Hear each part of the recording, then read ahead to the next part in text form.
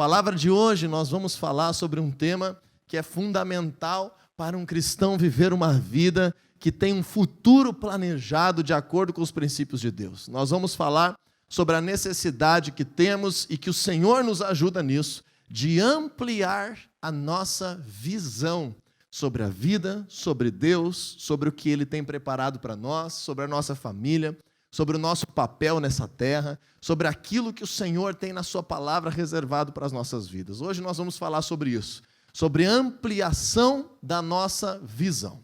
Para começar a entender esse assunto, como você já tem reparado aí na dinâmica da arte também, desse folder que está no telão, eu quero te perguntar se você alguma vez já teve a experiência de montar um quebra-cabeça. Você já teve essa experiência? Às vezes as pessoas gostam muito de quebra-cabeça e carregam para além da sua infância, então vira um hábito, vira uma situação de vida, um hobby, montar quebra-cabeças. Na nossa cultura aqui não é tão comum, mas eu até te estimulo a partir dessa ministração a ter essa experiência.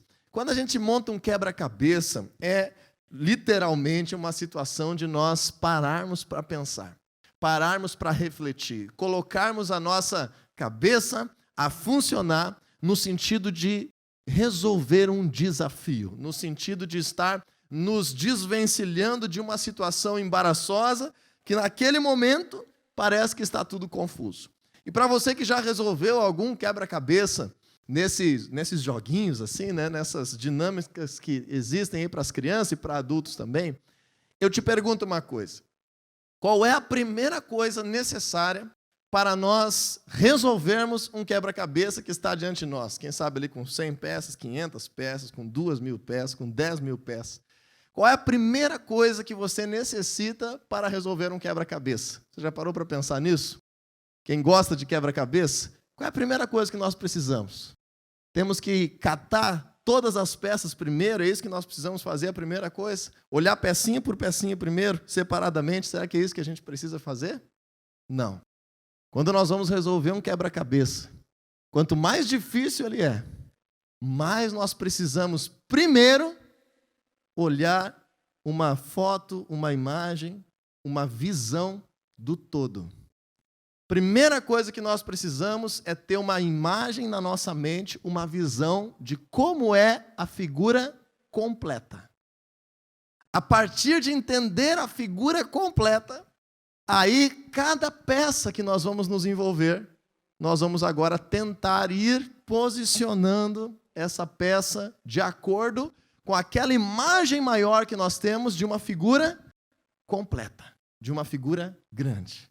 Então, para resolver quebra-cabeças na nossa vida diária, para resolver dilemas, para resolver situações difíceis, em que inclusive Deus quer fazer parte, eu te digo hoje, é necessário nós tirarmos o foco apenas daquela pecinha que está faltando e olharmos na palavra de Deus e termos conselho e buscarmos saída em conseguirmos ampliar a nossa visão e enxergar como um todo a situação de vida que nós vivemos, as promessas de Deus para nós, tudo aquilo que nós fazemos. E eu te digo que, na verdade, é uma questão que a nossa sociedade está muito acostumada a fazer. Dar o que a gente chama de um zoom no problema. Sabe o zoom da câmera do celular? O zoom da câmera digital? As pessoas estão acostumadas, quando se levanta um desafio, quando se levanta uma dificuldade, a gente pega e dá um zoom naquela dificuldade, se aproxima e foca o nosso olhar apenas naquilo que está faltando. Apenas naquela peça que está faltando nas nossas vidas. Então nós ficamos tão emaranhados que acabamos perdendo o foco do resto. Às vezes ficando numa cegueira, às vezes entrando num estresse, num desgaste, porque nós estamos apenas olhando uma emergência das nossas vidas. E eu te digo nessa manhã, Deus quer que nós venhamos ampliar a nossa visão, que nós venhamos conseguir pensar grande, conseguir ver aquilo que Deus tem preparado, olhar além do dia de hoje, olhar além da necessidade de hoje, enxergar aonde Deus quer nos levar, enxergar qual é a promessa dele para nós, porque assim a vida fica muito mais leve, a vida fica muito mais cheia da graça de Deus, assim nós conseguimos avançar. E quando nós vamos entendendo essa realidade também pode ser colocada diante de Deus. Às vezes nós estamos buscando a Deus, viemos ao culto, vamos à célula, e nós acabamos enxergando só um pedacinho daquilo que Deus pode fazer por nós. E é normal isso. Nós normalmente nos aproximamos de Deus com base em uma necessidade específica que temos, com base em uma urgência nas nossas vidas, com base em uma situação que nós estamos vivendo. Isso é normal. Mas quando nós nos aproximamos de Deus, agora nós precisamos ser ensinados que Deus não é Deus só daquele pequeno detalhe que está necessitando da sua atuação, da sua graça, mas Deus é um Deus de algo muito maior. Então hoje nós vamos falar disso, nós vamos falar de grandezas de Deus, nós vamos falar sobre enxergarmos Deus de uma forma mais completa e o que isso vai acarretar na nossa realidade. Para isso, vamos abrir a Bíblia, 2 Pedro, no livro de 2 Pedro, lá no finalzinho da Bíblia, no capítulo 1 de 2 Pedro, nós vamos ler os versículos 2, 3 e 4. Diz assim: graça e paz lhes sejam multiplicadas pelo pleno conhecimento de Deus e de Jesus, o nosso Senhor. Seu divino poder nos deu tudo de que necessitamos para a vida e para a piedade, por meio do pleno conhecimento daquele que nos chamou para a sua própria glória e virtude. Dessa maneira, ele nos deu as suas grandiosas e preciosas promessas, para que por elas vocês se tornassem participantes da natureza divina e fugissem da corrupção que há no mundo, causada pela cobiça. Não sei se você percebeu, mas no versículo 2 e no versículo 3, nós falamos aqui uma expressão que é um pouco complicada da gente entender ser possível essa expressão com relação a Deus e a Jesus, que diz assim, que precisamos estar vivendo isso pelo pleno conhecimento de Deus. Veja no versículo 2 e no versículo 3. Diz que a graça e a paz vão ser multiplicadas pelo pleno conhecimento de Deus. E no versículo 3 diz que nós vamos receber tudo o que precisamos para a vida e para a piedade por meio do pleno conhecimento de Deus. E eu vou ousar aqui, então, teologicamente, a dizer que essa expressão não está traduzida na Bíblia, nessa versão, da melhor forma que deveria. Por que eu digo isso? Porque nós nunca conheceremos Deus plenamente. Nós nunca conheceremos tudo sobre Deus. Em primeiro lugar, porque Deus só revela a nós, na sua palavra, aquilo que é importante para que nós venhamos viver a nossa vida. Então, Deus é muito maior do que Ele se revela na sua palavra. Ele revela na sua palavra o suficiente para nós vivermos a vida que Ele tem para nós. E segundo, porque seria um pouco desanimador eu te dizer assim, olha, vai vir graça de Deus sobre a tua vida, vai vir paz de Deus sobre a tua vida, só se você conhecer tudo que existe sobre Deus. Só se você tiver um pleno conhecimento sobre Deus. Então, esse versículo não está muito bem traduzido nessa versão. Quando a gente vai para o original, que a Bíblia foi escrita, essa palavra, essa expressão pleno conhecimento, na verdade é uma palavra só. É a palavra epignosis. Gnosis vem de conhecer, né? Como gnosticismo, como gnosco, que é o verbo conhecer, então é uma variação. Epignosis é uma junção de duas palavras, é uma preposição epi, junto com a palavra gnosis, que é conhecimento. O que essa preposição epi significa? Imagine agora, pessoal, que você tem um objeto de estudo, que você tem algo que você está estudando, e de repente você deu um zoom, usou um microscópio para estudar esse objeto, você está vendo apenas uma partezinha minúscula desse objeto que você está estudando. Mas quando você olha de longe, quando você olha de cima, quando você vê como um todo, então dá para dizer que você tem um epignosis, um conhecimento mais global. Você está vendo de cima, você está conseguindo ter uma visão ampla. Lembra do quebra-cabeça? Quebra-cabeça a gente tem uma pecinha na mão, mas para resolver fácil, nós precisamos olhar de cima uma visão completa. Então, assim, eu gostaria de traduzir esse texto e trazer sentido para nós nessa manhã, que tudo isso vai acontecer sobre a nossa vida quando nós desejarmos ter uma visão mais ampla, ter uma visão completa do projeto de Deus para as nossas vidas. Diga assim comigo, eu preciso ter uma visão completa do projeto de Deus para mim. Quando eu falo isso, eu estou dizendo assim, não olha para Deus apenas numa necessidade do teu ser. Deus, eu preciso ser curado da minha enfermidade. Deus, eu preciso resolver esse problema no meu trabalho. Deus, eu quero vencer essa tristeza. Deus, eu preciso resolver esse problema aqui com o meu filho. Senhor, eu quero me livrar desse vício. Isso é importante estar nas nossas orações. Mas hoje eu te convido a se afastar um pouquinho apenas dessa necessidade e olhar a grandeza. Que Deus tem um projeto maravilhoso para a tua família, para o teu casamento, para os teus projetos de futuro, para os teus estudos, para a tua provisão, para o teu dever de cidadania nessa terra, para os princípios na tua linguagem, na tua forma de pensar, nos teus planos de vida. Há um projeto muito maior. Deus quer ser Deus de todas as coisas no nosso ser. Então vamos ver aqui o que nós podemos aprender com esse termo, pleno conhecimento, essa visão mais geral de Deus. Tem uma palavra ainda em inglês que eu gosto muito, não tem em português uma palavra só, que é a palavra que se chama overview. Diga comigo assim, overview. Overview. Você está aprendendo hoje grego, inglês e português. Olha que chique. Overview é uma visão de cima. É uma visão global. É uma visão geral sobre o assunto. Vou te dar um exemplo. Eu, por 15 anos, trabalhei em indústria no segmento moveleiro. Eu estava estudando engenharia mecânica e eu comecei, meu primeiro emprego nessa área foi na indústria moveleira. Comecei como estagiário. Quando eu comecei como estagiário numa indústria, uma indústria de médio porte, tinha em torno de 60, 70 funcionários na época, 6 mil metros quadrados de construção, bastante setorizada, bastante organizada. E eu entrei como estagiário de um setor, dentro de uma área num setor, numa função específica, dentro de uma área de um setor de toda a empresa. E ali eu comecei a aprender algumas coisas e passava todos os dias por todos os corredores para chegar ao meu setor, bem no fundo da empresa. Todos os dias eu passava por tudo aquilo, mas por alguns meses, tudo aquilo que eu sabia de toda aquela empresa estava apenas dentro da minha sala, apenas na tela do meu computador, apenas numa pecinha ali que eu estava projetando no computador e aprendendo sobre aquilo. Eu tinha o desejo de crescer naquela empresa. Eu tinha o desejo de me aprimorar, eu tinha o desejo de dar passos maiores. Então eu continuei estudando, continuei crescendo na minha capacitação na faculdade, mas então eu tive oportunidades, eu agarrei oportunidades em que eu pude ter outras funções dentro da empresa.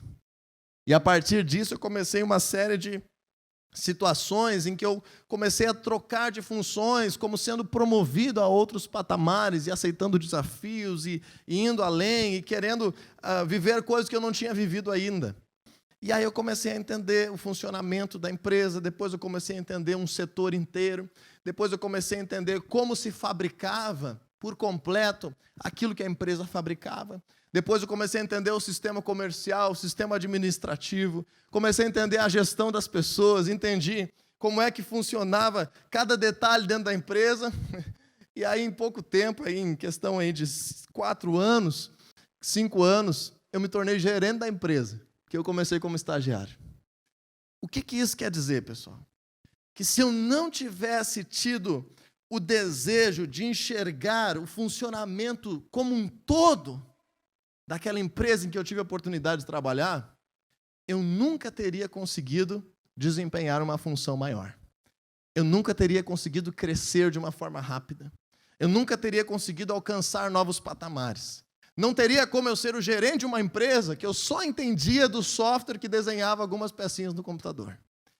Não tem como eu viver o projeto grande de Deus se eu só entender Deus como Deus que eu busco algumas horas por semana para me tirar a dor nas costas que eu estou. Eu preciso entender Deus que me abençoa nas minhas dores, que me abençoa no meu detalhe, que me abençoa na minha necessidade, mas hoje, como cristão, eu preciso enxergar o projeto todo, porque se eu enxergo o projeto todo, eu vou crescer mais rápido. Se você enxerga o projeto todo, se você enxerga uma visão maior de Deus para a tua vida, você vai ter rumo, você vai ter destino. E é isso que eu quero te estimular nessa manhã. Vamos ver cada um desses versículos aqui. O versículo 2, vamos ler ele com calma. 2 Pedro 1,2 diz assim: graça e paz lhes sejam multiplicadas pelo conhecimento de Deus e de Jesus, o nosso Senhor. Então, em primeiro lugar, quando nós buscamos a Deus, primeira oração que você faz, primeira vez que você vai na célula, primeira oportunidade que você tem de estar num culto como esse, de estar buscando a Deus, junto com pessoas que já estão buscando a Deus, eu te digo, graça de Deus te alcança, paz de Deus te alcança, algo acontece no teu interior. Mas sabe o que a palavra de Deus está prometendo? Quando você aumenta a tua sede, quando você aumenta a tua busca, quando você mergulha de cabeça, quando você quer aprender mais, quando você quer conversar sobre isso, quando você quer participar, quando você quer ser discipulado, quando você quer estudar a Bíblia, quando você quer crescer mais naquilo que Deus tem para ti, primeira promessa dessa manhã, essa graça e essa paz que nos alcança são multiplicadas. Crescem demais o favor de Deus e a paz de Deus. E agora eu quero explicar esses termos, porque às vezes a gente fala de termos que são jargões na Bíblia, mas que não fazem mais parte da nossa linguagem. O que é a graça de Deus? Já parou para pensar nisso? O que é a graça de Deus? A graça de Deus, explicando de uma forma bastante simples, é todo o favor de Deus sobre as nossas vidas. Nós não merecemos isso. Nós não somos perfeitos, não é um prêmio, é um favor, é um presente, é uma recompensa pelo trabalho de Jesus.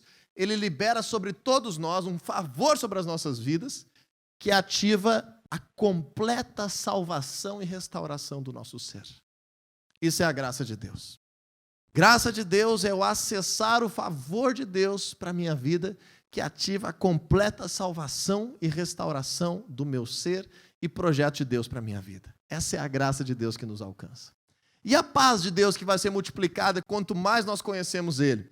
A paz vem de um conceito bíblico muito importante, que não é apenas aquela paz que a gente tem quando está num lugar tranquilo, silencioso, quando respira fundo, quando começa a tentar se concentrar apenas ali naquele momento, escutando uma música legal. Não é essa paz que a Bíblia fala, essa é uma paz humana. O Senhor Jesus, em João 14, 27, ele diz assim: eu deixo a vocês a minha paz, mas eu não dou a paz como o mundo a dá. Diga comigo assim, a paz de Jesus é diferente. Porque a paz de Jesus, ela vem sobre ti, mesmo que a tua vida está emaranhada num dilema, numa situação difícil, num problema, em algo que está acontecendo, que tem que ser resolvido. A paz de Jesus não é como a paz que o mundo pode dar. É uma paz diferente. E é essa paz que é multiplicada quando a gente conhece a Deus. É a paz que nós conhecemos no hebraico, um termo que está muito comum no Brasil, no cristianismo, que se chama shalom.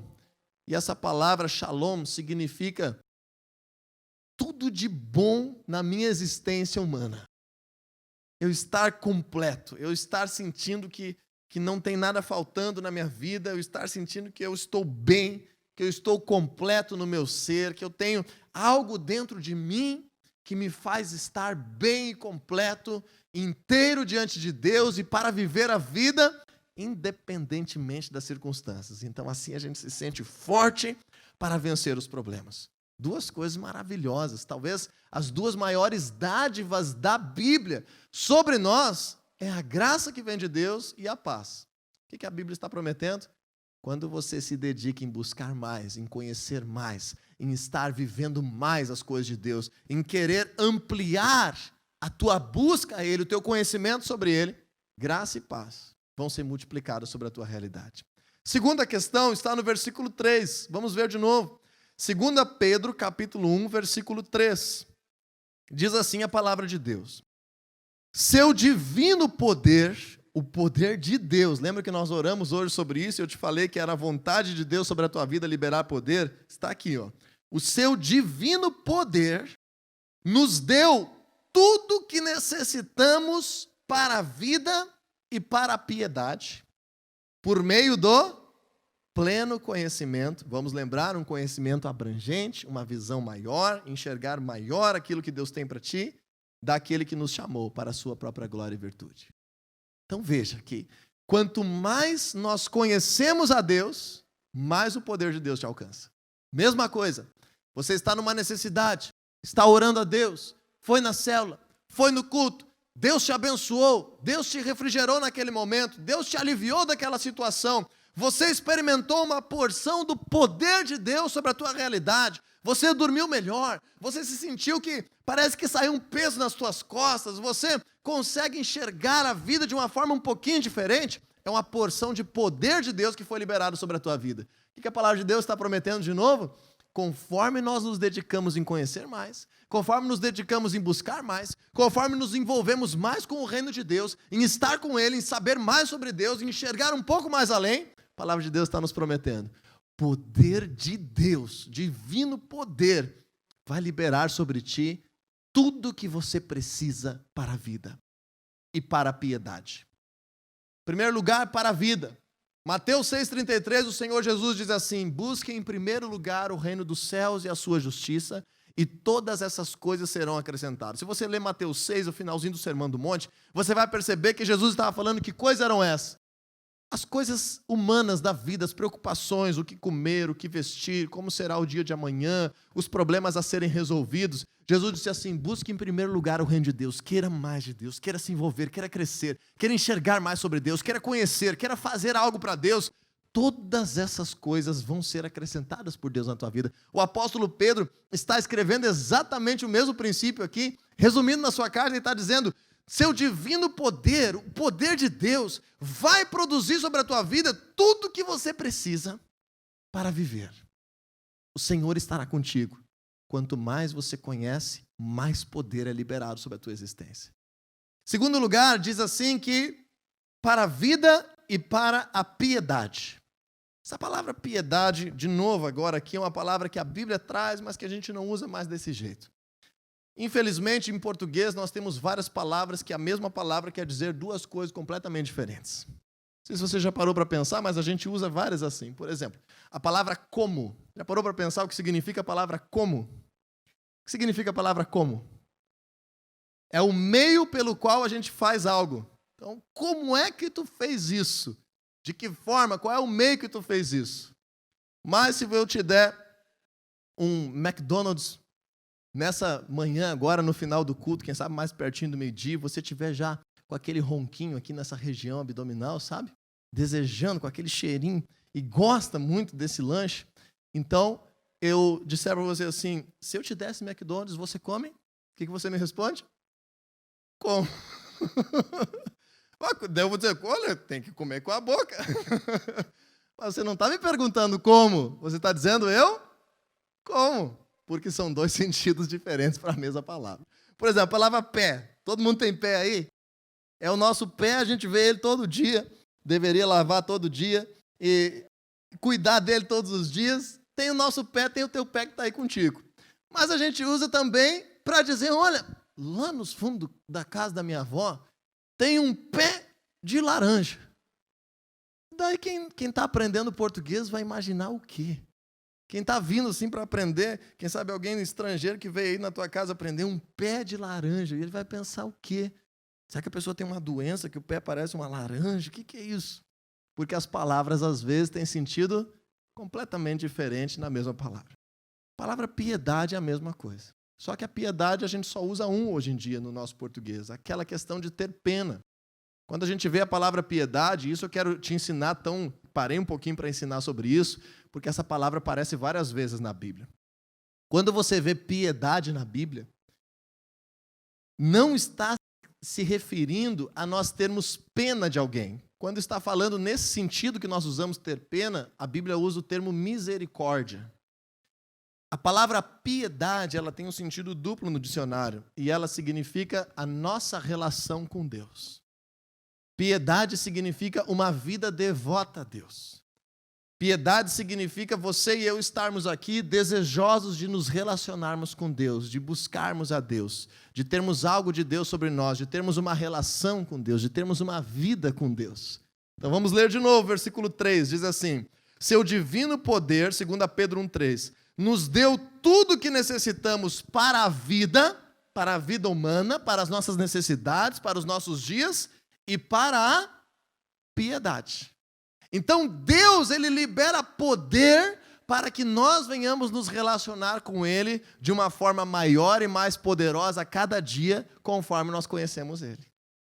Assim como as nossas relações em casa, na família, quanto mais nós conhecemos, mais nós crescemos nessa relação. A mesma coisa. Busque mais a Deus, queira conhecer mais de Deus, queira enxergar o todo de Deus para a tua vida, queira entender as coisas, queira discutir sobre isso, queira ser discipulado na tua célula, queira estar junto, queira te interessar, queira ler, queira estar participando das coisas, queira te envolver, que quanto mais você cresce em enxergar sobre Deus, em conhecer sobre Deus, mais poder é liberado sobre a tua vida e mais poder é liberado na tua relação com Deus.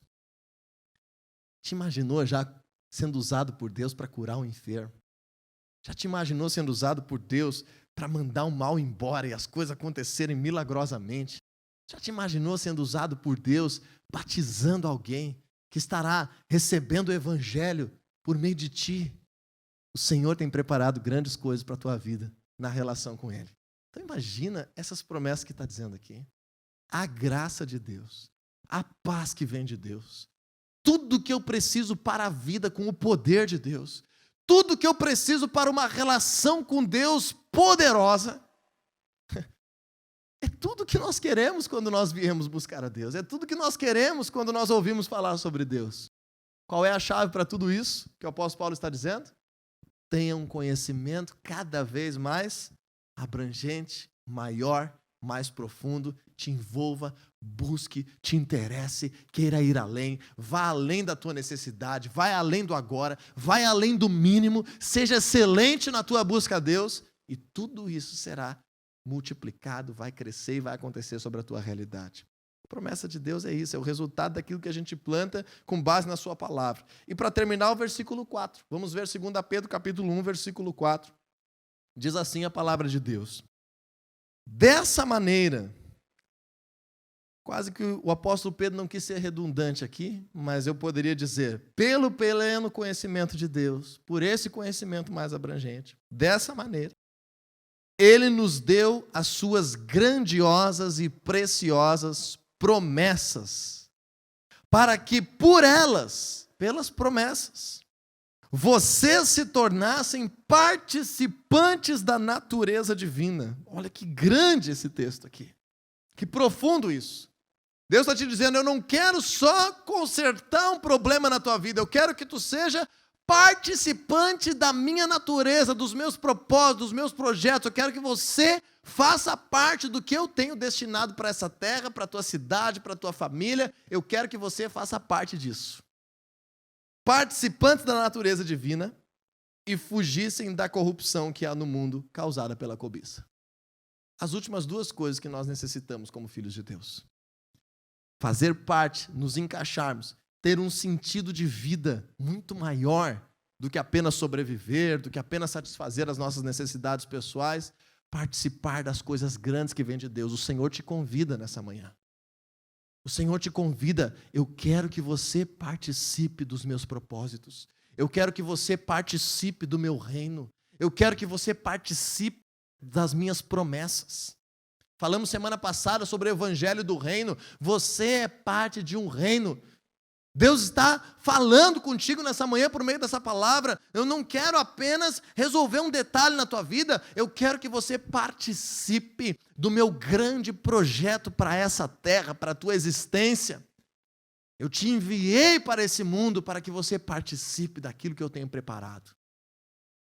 Em segundo lugar, quando você deseja isso, última promessa que nós vamos ver hoje, nós conseguimos nos desvencilharmos, nós conseguimos nos desconectarmos, fugir, nos desvencilharmos da corrupção que há no mundo. Quando eu falo corrupção na nossa mente, logo vem na cabeça da gente, aqui na nossa cultura, no nosso tempo, a questão financeira, a questão de negócios ilícitos financeiramente. Mas a gente colocou isso apenas para a questão financeira. A corrupção que há no mundo, que a Bíblia fala, não é apenas uma questão financeira, mas é tudo que está sendo corrompido, degradado, destruído daquilo que Deus havia projetado. Então eu te digo, não aceite a corrupção, a degradação da tua estrutura familiar.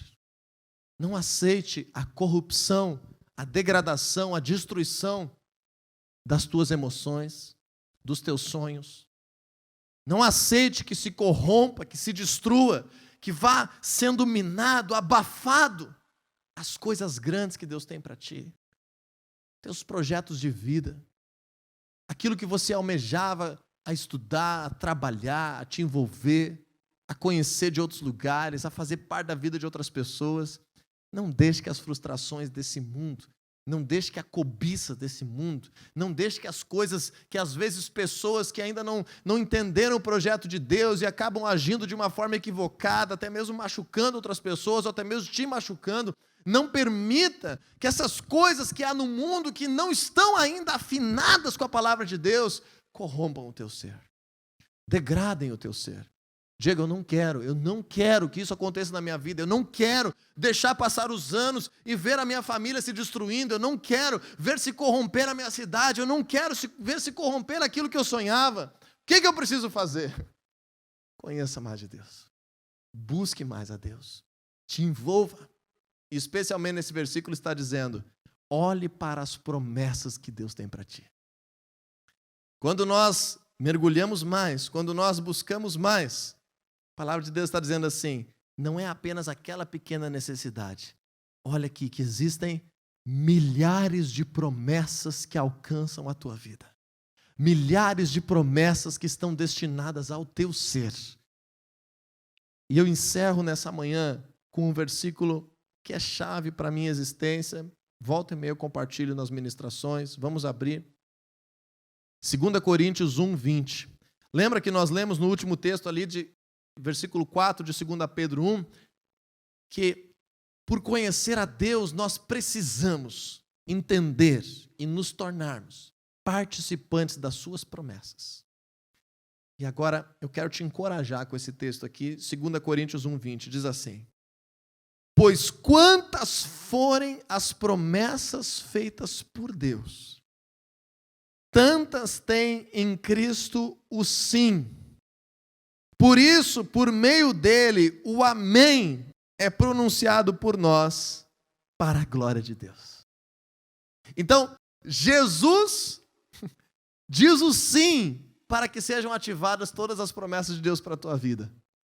Elas acontecem naturalmente pela obra da cruz? Elas já estão acontecendo? Não.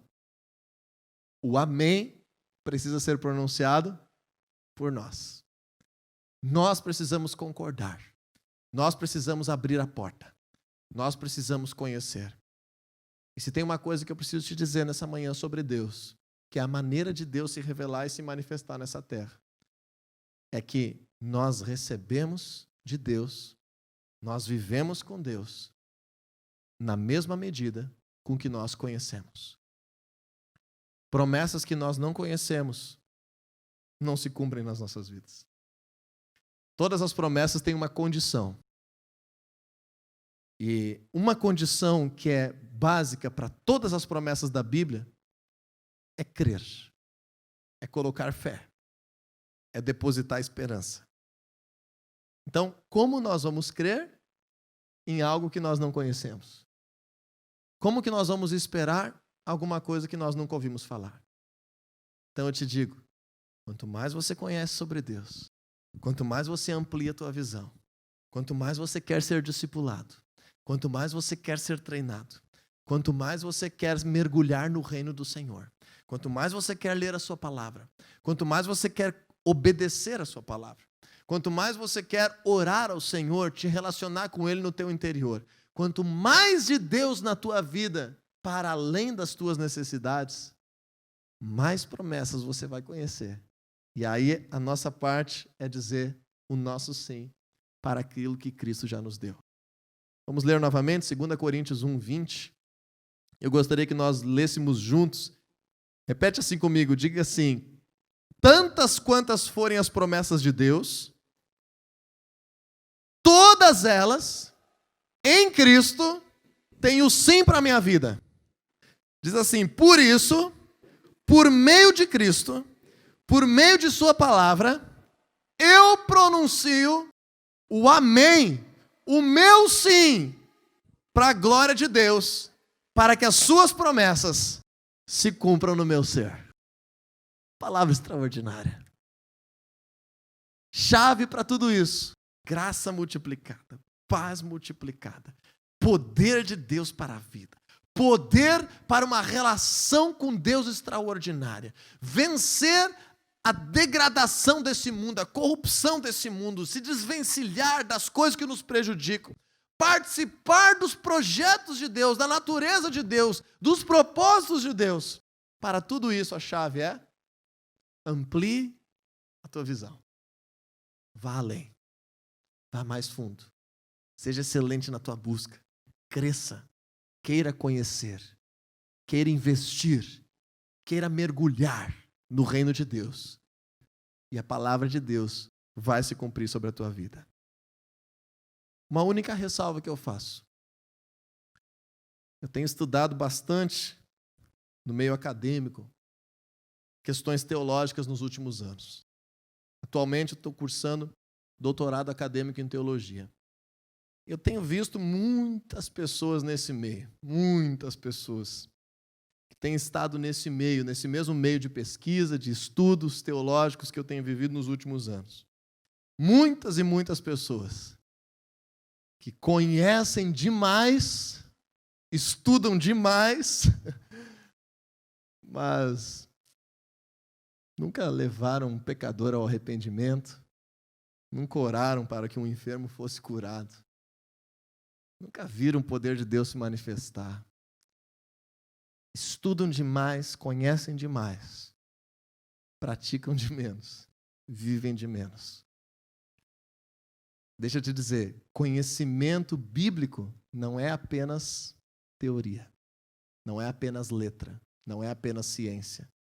Conhecimento bíblico envolve o seguinte: eu aprendo e pratico. Eu aprendo e obedeço. Eu conheço e creio. Lembra que Jesus falou? Aquele que ouve as minhas palavras e não as pratica, a casa vai cair. Aquele que ouve as minhas palavras e as pratica, a casa vai ficar firme. Então eu te digo, quanto mais você conheça sobre Deus, quanto mais você mergulhe sobre Deus, quanto mais você busque sobre Deus, não use isso para criticar o outro, não use isso para apontar o dedo, não use isso para julgar, não use isso para botar defeito nas outras pessoas, não use isso para te sentir superior aos outros, não use isso como orgulho. Creia, obedeça, pratique, e eu te garanto, você vai experimentar coisas poderosas de Deus na tua realidade.